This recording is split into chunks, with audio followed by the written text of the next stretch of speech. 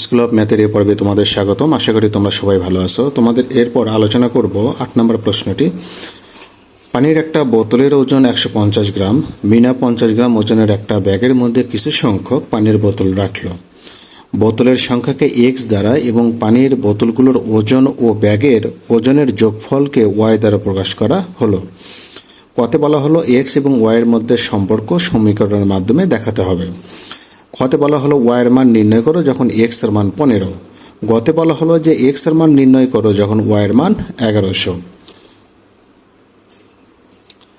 তাহলে একটি বোতলের ওজন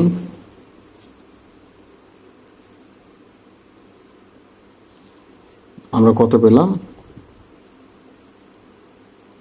150 গ্রাম। তাহলে বোতলের সংখ্যাকে এখানে কি বলা হলো? এক্স।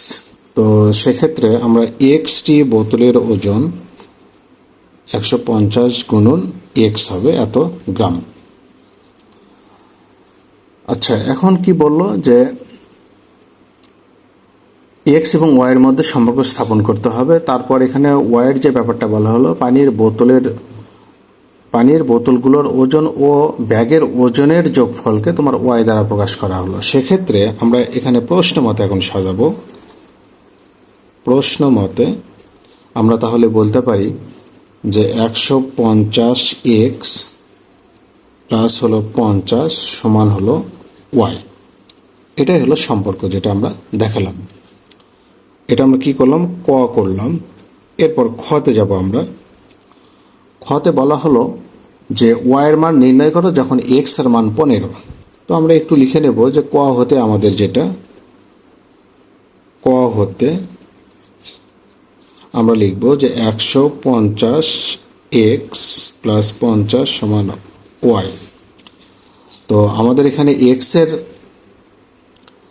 মান আমাদের কত দেওয়া হলো? 15। আমরা তাহলে লিখব 150 গুণন 15 যোগ হলো 50 সমান হলো ওয়াই। তো আমরা এখানে একটু লিখব এক্স ইকুয়াল 15। তো এখানে যদি আমরা গুণ করি তাহলে এখানে পাবো 15 দিয়ে 15কে গুণ করলে 225, এর সঙ্গে একটা শূন্য দাও, আর এখানে 50 সমান হলো ওয়াই। তাহলে আমরা এখানে পাবো 2300 সমান ওয়াই। সেক্ষেত্রে আমরা লিখতে পারি অতএব ওয়াই সমান 2300। এটা আমরা ওয়াইয়ের মান পেয়ে গেলাম। এবার গতে বলা হলো যে এক্স এর মান নির্ণয় করো যখন ওয়াইয়ের মান 1100। তো আমরা গয়ের জন্য যে কাজটি করব, আমরা লিখব হতে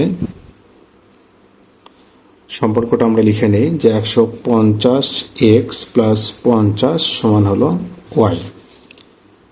এবার 150 এক্স ঠিক থাকবে, এবার ওয়াইয়ের মান বসবে। ওয়াইয়ের মান আমাদের প্রশ্নে দেওয়া হলো কত? ওয়াই হলো 1100। আমরা এখানে লিখব যেহেতু ওয়াই সমান 1100। এখন আমরা যদি এখানে হিসাব করি 1100 থেকে আমরা এই বাম পাশের 50কে যদি আমরা ডান পাশে নিয়ে যাই, সমান চিহ্নের এক পাশ থেকে আরেক পাশে গেলে চিহ্ন পরিবর্তন হয়, সেটা হয়ে যাবে মাইনাস। বাম পাশে ছিল প্লাস, ডান পাশে এসে হয়ে যাবে মাইনাস। তো সেক্ষেত্রে আমরা এখানে 150 এক্স সমান এখানে আমরা লিখব 1050। এখন আমরা এখানে বাম পাশে দেখতে পাই এক্স এর সঙ্গে 150 গুণ আকারে। তাহলে আমরা যদি 150কে ডান পাশে পার করে দিই, যেহেতু এখানে গুণ আকারে, ডান পাশে গিয়ে ভাগ হয়ে যাবে। তাহলে 150 ভাগ হয়ে যাবে। এবার 0 কেটে দাও। 15 দিয়ে তুমি 105কে ভাগ দাও, তাহলে কত হবে? 7 হবে। তাহলে এক্স এর মান আসবে 7। এবার 9 নম্বর প্রশ্নটি দেখো। বলা হলো যে এক্স প্যাকেট বিস্কুট এবং এক বোতল পানির মূল্য একত্রে ওয়াই টাকা। এক প্যাকেট বিস্কুটের মূল্য 20 টাকা এবং এক বোতল পানির মূল্য হলো 15 টাকা। কতে বলা হলো যে এক্স এবং ওয়াইয়ের মধ্যে সম্পর্ক সমীকরণের মাধ্যমে দেখাবো। খতে বলা হলো ওয়াইয়ের মান নির্ণয় করো যখন এক্স এর মান 25। গতে বলা হলো এক্স এর মান নির্ণয় করো যখন ওয়াইয়ের মান 255। আমরা যে 8 নম্বর প্রশ্নটি সমাধান করলাম, ঠিক ওই নিয়মেই আমাদের 9 নম্বর প্রশ্নটি সমাধান করতে হবে। তাহলে আমরা লিখব যে এক প্যাকেটের মূল্য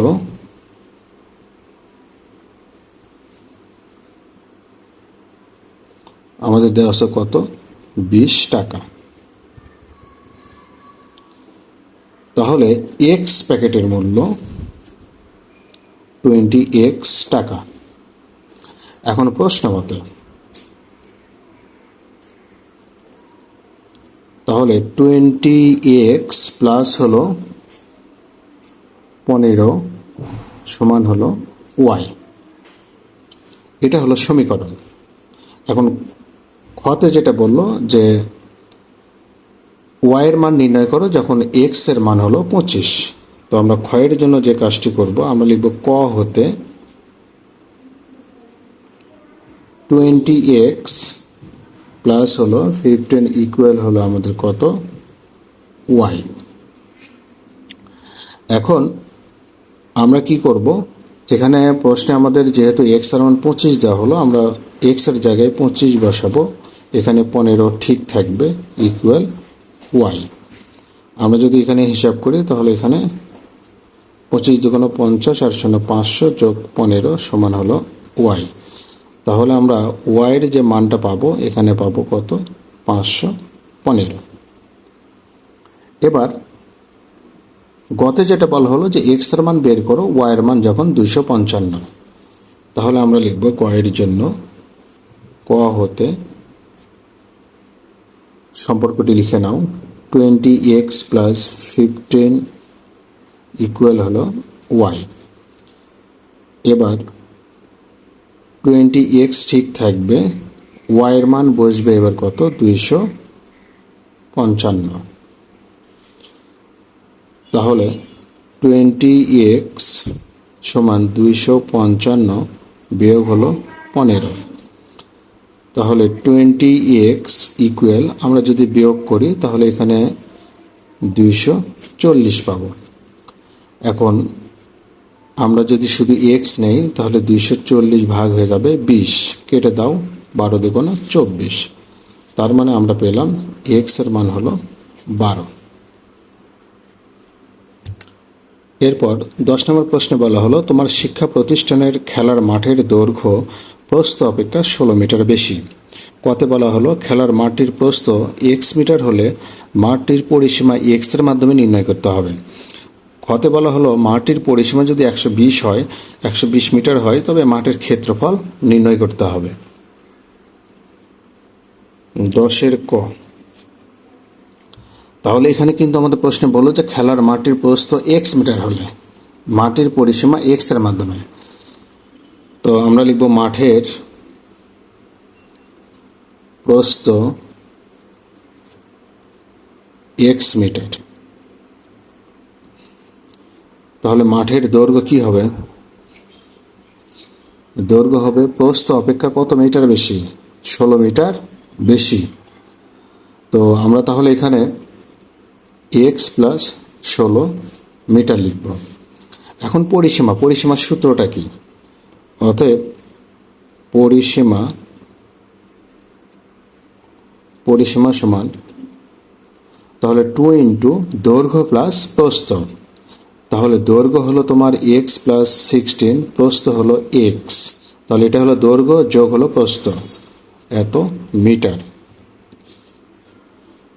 তাহলে আমরা এখানে x আর x, তাহলে লিখতে পারি 2x প্লাস হলো 16 এত মিটার, এটাই অ্যান্সার। এবার খতে বলা হলো মাঠের পরিসীমা 120 মিটার হলে আমরা ক্ষয়ের জন্য যে কাজটি করব, আমরা লিখব ক হতে পরিসীমা, যেহেতু আমরা কতে বের করেই রাখছি, এটা আমরা এখানে ব্যবহার করব। পরিসীমা তাহলে আমাদের এত মিটার। প্রশ্ন মতে আমরা 2 ইন্টু 2x প্লাস 16 সমান আমরা লিখতে পারি আমাদের তাহলে কত, 120 মিটার। এই 2তে যদি আমরা ভাগ দেই তাহলে ব্যাপারটা হয় 2x প্লাস 16 120 ভাগ 2, বা 2x প্লাস 16 সমান হবে কত, 60।